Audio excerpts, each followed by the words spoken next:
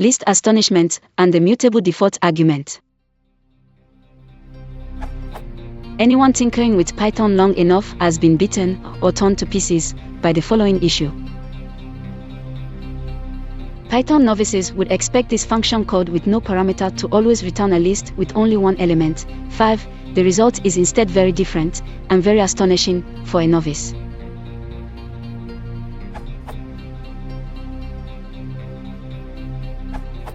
A manager of mine once had his first encounter with this feature and called it a dramatic design flaw of the language. I replied that the behavior had an underlying explanation, and it is indeed very puzzling and unexpected if you don't understand the internals.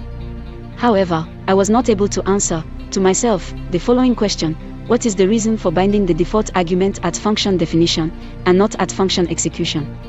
I doubt the experienced behavior has a practical use who really use static variables in C without breeding bugs. Edit. Backsec made an interesting example. Together with most of your comments and utils in particular, I elaborated further.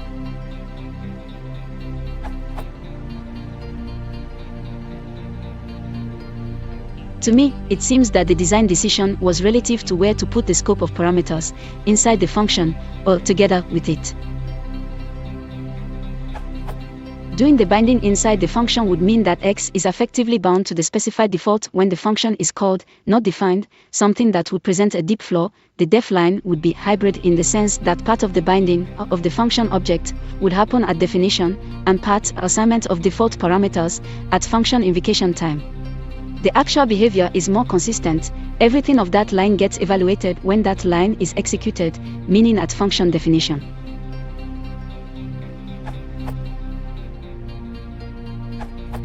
Suppose you have the following code.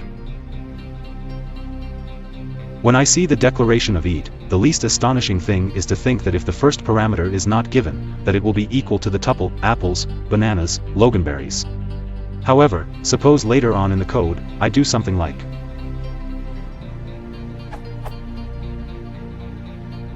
then if default parameters were bound at function execution rather than function declaration, I would be astonished, in a very bad way, to discover that fruits had been changed.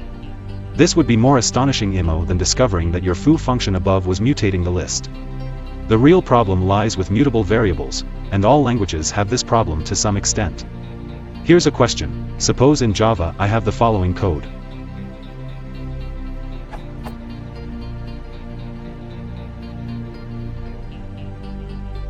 Now, does my map use the value of the string buffer key when it was placed into the map, or does it store the key by reference? Either way, someone is astonished, either the person who tried to get the object out of the map using a value identical to the one they put it in with, or the person who can't seem to retrieve their object even though the key they're using is literally the same object that was used to put it into the map. This is actually why Python doesn't allow its mutable built-in data types to be used as dictionary keys. Your example is a good one of a case where Python newcomers will be surprised and bitten. But I'd argue that if we fixed this, then that would only create a different situation where they'd be bitten instead, and that one would be even less intuitive.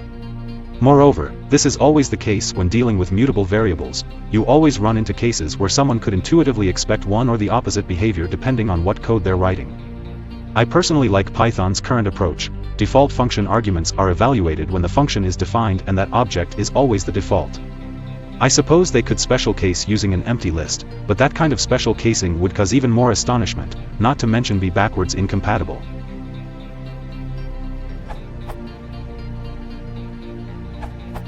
Well, the reason is quite simply that bindings are done when code is executed, and the function definition is executed, well, when the functions is defined. Compare this. This code suffers from the exact same unexpected happenstance. Bananas is a class attribute, and hence, when you add things to it, it's added to all instances of that class. The reason is exactly the same. It's just how it works, and making it work differently in the function case would probably be complicated, and in the class case likely impossible, or at least slow down object instantiation a lot, as you would have to keep the class code around and execute it when objects are created. Yes, it is unexpected. But once the penny drops, it fits in perfectly with how Python works in general. In fact, it's a good teaching aid, and once you understand why this happens, you'll grok Python much better. That said, it should feature prominently in any good Python tutorial. Because as you mentioned, everyone runs into this problem sooner or later.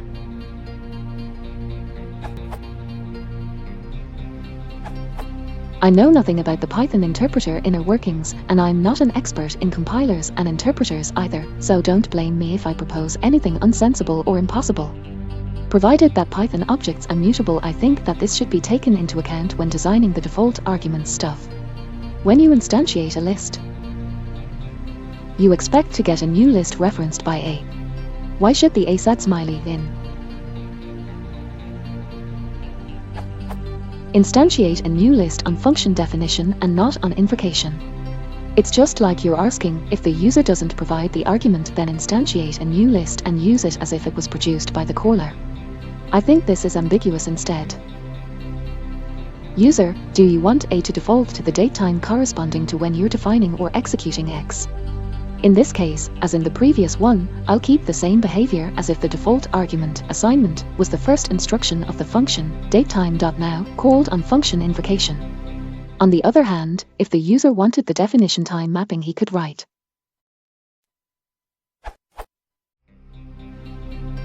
I know, that's a closure.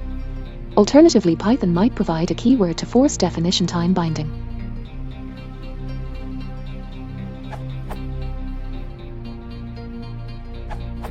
Actually, this is not a design flaw, and it is not because of internals or performance.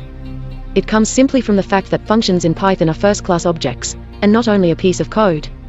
As soon as you think of it this way, then it completely makes sense. A function is an object being evaluated on its definition. Default parameters are kind of member data, and therefore their state may change from one call to the other, exactly as in any other object.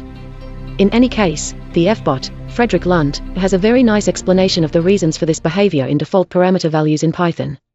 I found it very clear, and I really suggest reading it for a better knowledge of how function objects work.